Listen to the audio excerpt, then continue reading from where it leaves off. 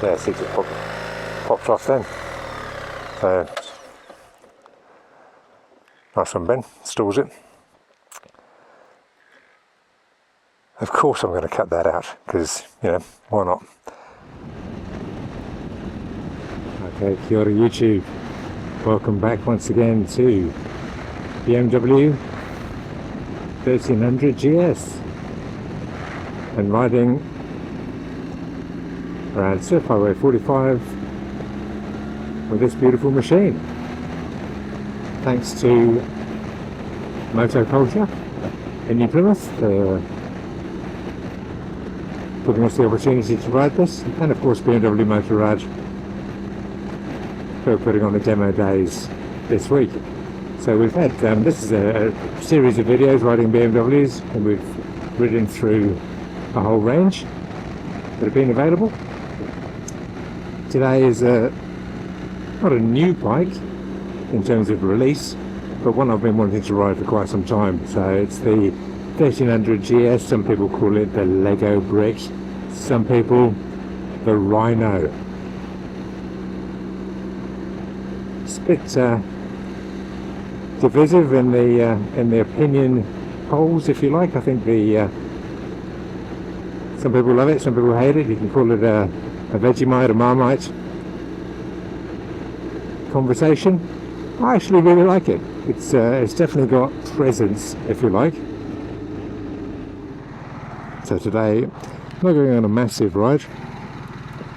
We're heading out just slightly around the coast. We'll head up to Lucy's Gully.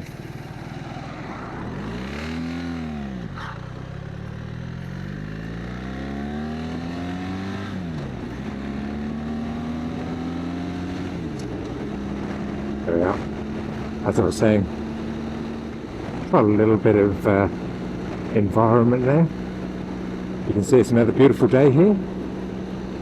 Sun's out. And the machine itself is doing an amazing job of protecting me from the wind as it comes forward. Screen electronically adjustable, as you can see here. We've got the cruise control, different riding modes. We're in dynamic at the moment to give it a little bit more pep. So rolling on and forth. There you are, that's it, job done. And you'll see down here as well, it's got a little notification there to talk about the active suspension. So it will raise you up after a certain speed and lower you down as you get to the lights and start to slow down a little. For me, not really an issue. I'm 6'1", 186 centimeters, so I don't really have too much of a problem there. Hello, sir.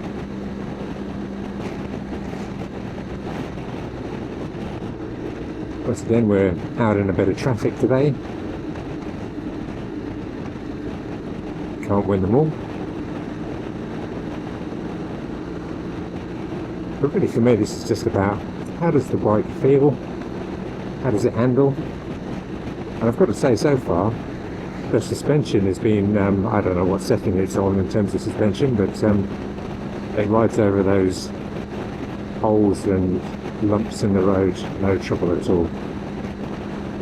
Thoroughly enjoyable. What else can I tell you?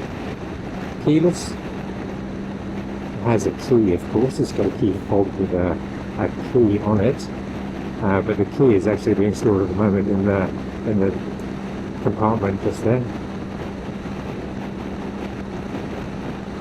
Power button just above the mode,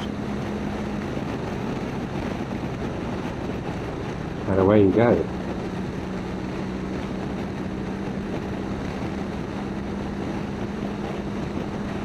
Comfort wise, in terms of the seats, very comfortable.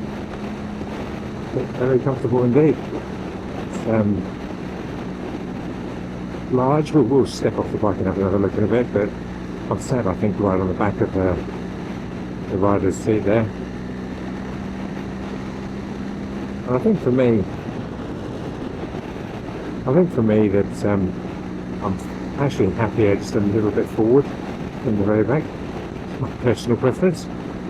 But legs, as you can see, well maybe not then, but there we are. A 90-degree bend there.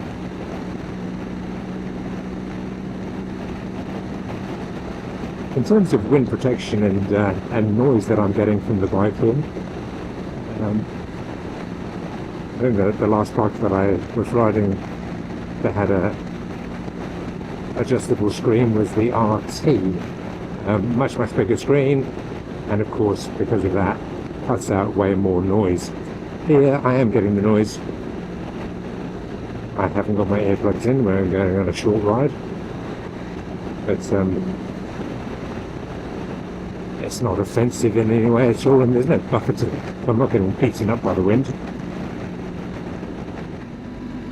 I'm going to drop down into 2 for 50. Just there's a little air. Excuse me for a second. I will have another look when we stop. There's been a little bit of clunking, if you like, from underneath my feet. I don't know if that's the centre stand that's maybe moving around a little bit. I'll check that out in a moment. Quick shifter.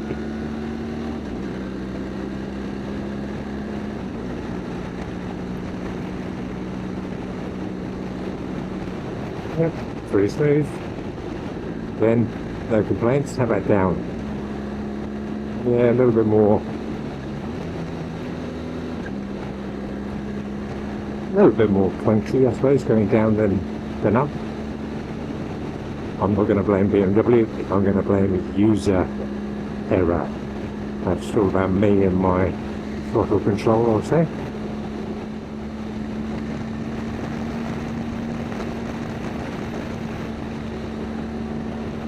We're turning up here, up to Lucy's Gully.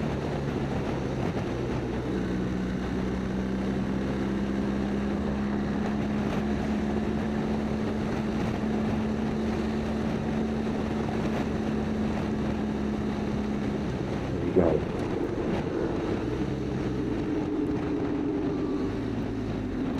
So for me, setup wise, I think I am I'd have to do a reasonable adjustment,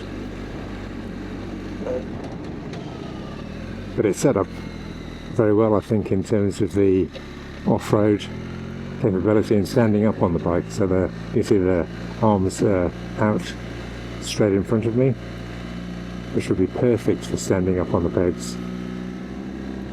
So the reason I'm coming here is not because it's particularly off-road track focused, but I'll take a few photos near the trees, where we do get an awesome view. And the road's a little bit lumpy up here. Manoeuvrability wise, great. No trouble at all. And it looks big, it's got a big tank. So we were talking just before we left about the fuel, 500 and something kilometres of range. So heaps. I think we said it was 30 kilometres, 30 litres.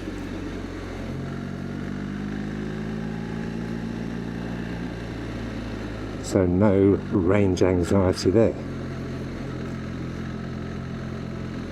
And if you want a testament to its ability off-road, then Andrew Ryman has got some awesome videos showing this bike and its potential over in Aussie. So, not my riding skill, but it just goes to show you how awesome it could be.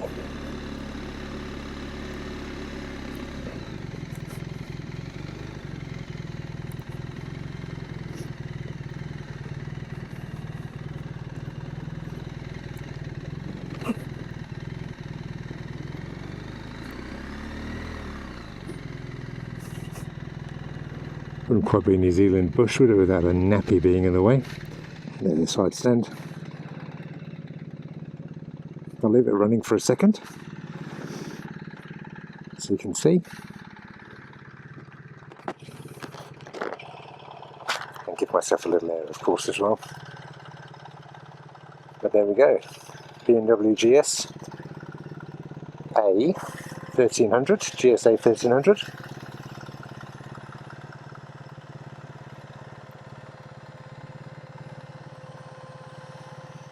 In all its glory. I was talking in the shop before in Motoculture to another chap who was looking at it, talking about these attachment points here. I was saying that I've seen luggage. There we are, we'll turn that off for a second. So I was talking about the attachment points here for luggage, and I had seen there's another option here. You can fully kit this out for travelling around the world. But yeah, there we go. In its entirety.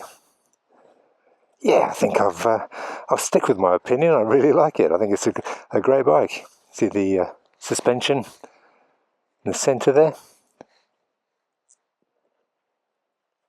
Well protected. Very nice. Okay, I'm going to turn off now, take a few photos, come back to you a bit later. Bye for now.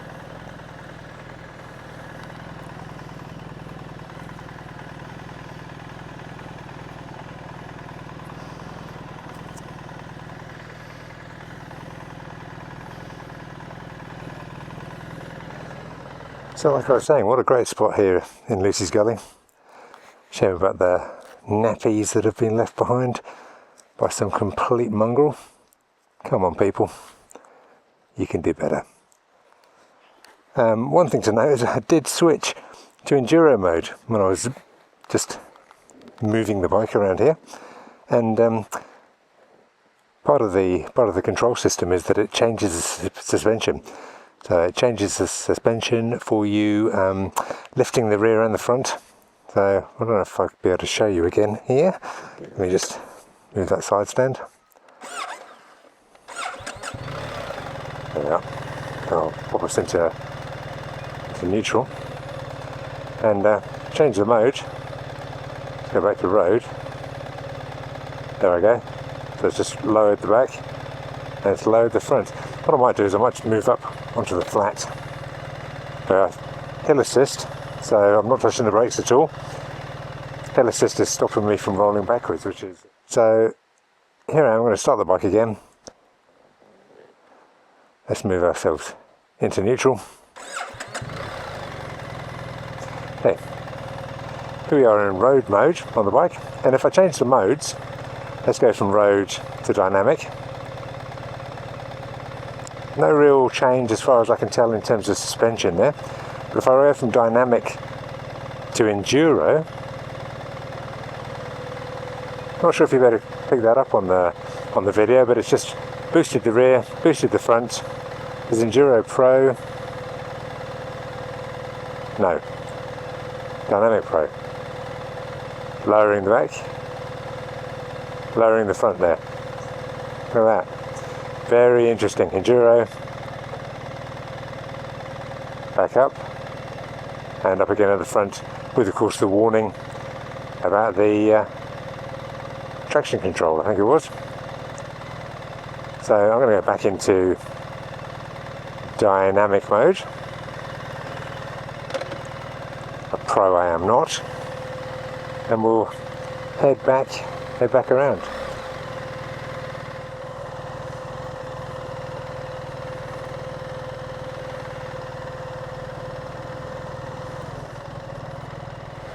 So, lumping over those things, oh yeah, great, no troubles at all. Close the closer. Yeah, there we go. Move that screen down. Beautiful. The one time we can actually enjoy the view as we're riding along. What about the looks? How do you feel about the looks? Are you a GSA?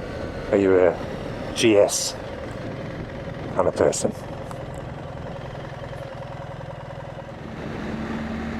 So I was saying before about the fuel, you know, the huge tank, But the weight distribution is excellent. I think that boxer engine has really offset the fuel tank and the size of fuel, so 30 litres, obviously a lot of weight to be carrying up high. I don't know if the tank is actually sitting a little lower and it's just the fairing that's a bit higher. But in terms of manoeuvrability and weight and balance and all the rest of it, not a problem at all. It's actually really really comfortable.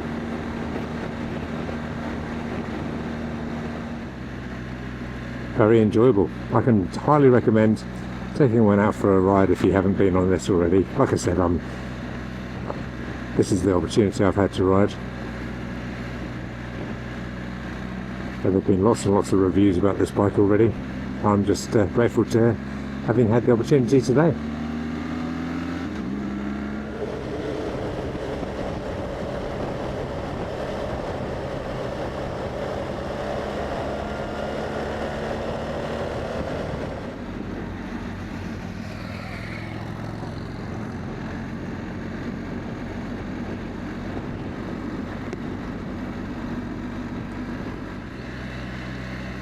That was the R1300 GSA. Well, that wasn't. That was a Suzuki Boulevard, I think. But, yeah, some bars was fogging right up then, so apologies for that. As I was saying, that was the BMW GSA 1300. Absolute pleasure to ride. So, yeah, one final time, thank you very much to the team at Motoculture for putting this on and letting me ride the bike. Thanks to BMW Motoraad, really appreciate that. And thanks to you for coming along. Thanks everyone for coming along, and hopefully you've enjoyed this quick blast out on the bike. Let me know in the comments below what you think about it, and if you've had the chance to ride it, would you buy one? Have you got one? Get in touch, let me know. So that's it for now. I'm going to sign off and say kia ora. See you in the next video. Bye for now.